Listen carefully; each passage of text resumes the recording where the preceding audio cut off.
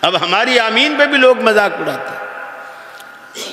ازواج مطہرات کہتی ہیں ہم جب اللہ کے رسول کے پیچھے نماز پڑھنے جاتی تھی، پہلے مردوں کی صفیں ہوتی تھی، پھر اس کے بعد بچوں کی صفیں ہوتی تھی، پھر آخر میں ہماری صفیں ہوتی تھی، لاؤڈ سپیکر بھی نہیں ہوتا تھا۔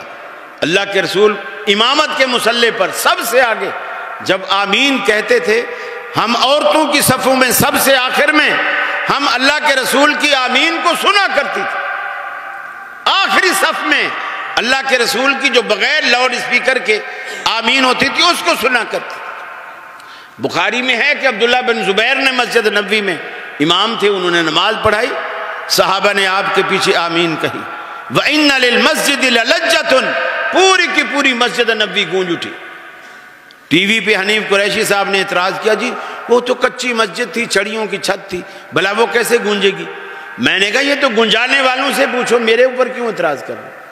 جنہوں نے گنجائی ہے ان سے پوچھو۔ ظاہر بات ہے ان سے اس کچی مسجد کو گنجانے کے لیے آواز میں پریشر چاہیے، تمہاری تو پکی نہیں گونجتی، صحابہ کی کچی مسجدیں گونجا کرتی۔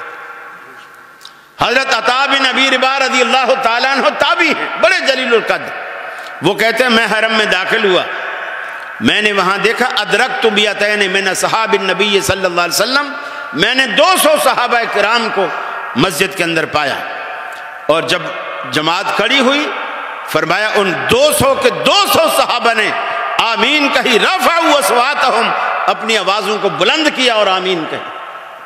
تمہیں چڑ ہوتی ہے؟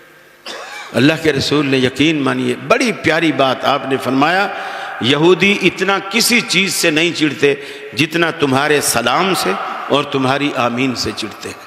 میرے بھائیو، اللہ کے رسول کی سنتوں سے چڑا نہ کرو، اللہ کے رسول کی سنتوں سے پیار کرو، محبت کرو، نفرتیں اپنے دلوں سے نکالو، اور محبت کی بنیاد توحید اور سنت ہے۔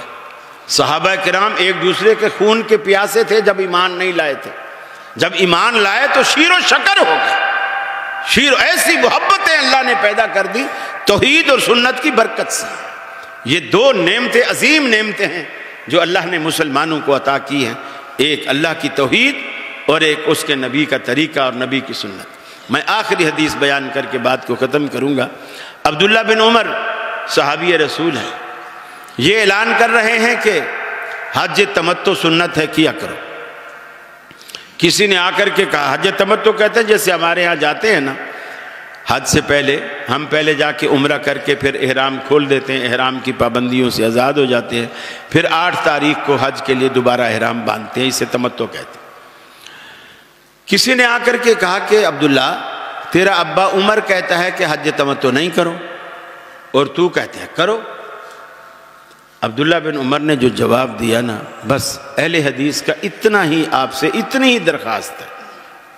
حضرت عبداللہ بن عمر نے جواب دیا اس شخص کو، ان شریعتا نزلت علی محمد وما نزلت علی ابی، شریعت محمد صلی اللہ علیہ وسلم پر نازل ہوئی ہے، میرے باپ پر نازل نہیں ہوئی۔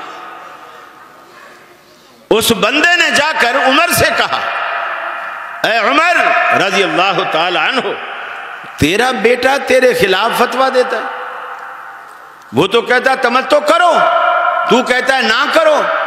عمر نے پوچھا وہ یہ جو کہتا ہے کہ کرو، ساتھ میں کوئی دلیل بھی دیتا ہے، کچھ کہتا بھی ہے؟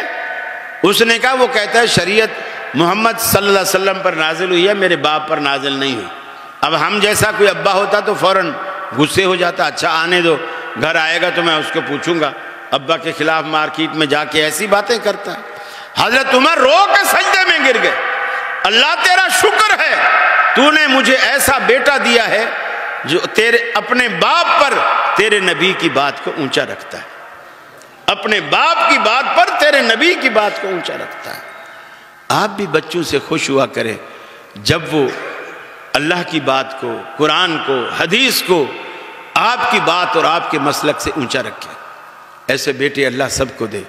اللہ سے میری دعا ہے اللہ رب العالمین جس طرح اس نے ہمیں آج مسجد میں اکٹھا کیا ہے، اللہ تعالی ہمیں جنتوں میں بھی اکٹھا کر دے، لیکن اس کے لیے یہ ضرور شرط ہے کہ ہمارا عقیدہ توحید پر ہو اور ہمارا مسلک اور منہج نبی کریم صلی اللہ علیہ وسلم کے منہج پر ہو تو پھر انشاءاللہ جنت آپ کی ہے اور آپ جنت کے ہیں۔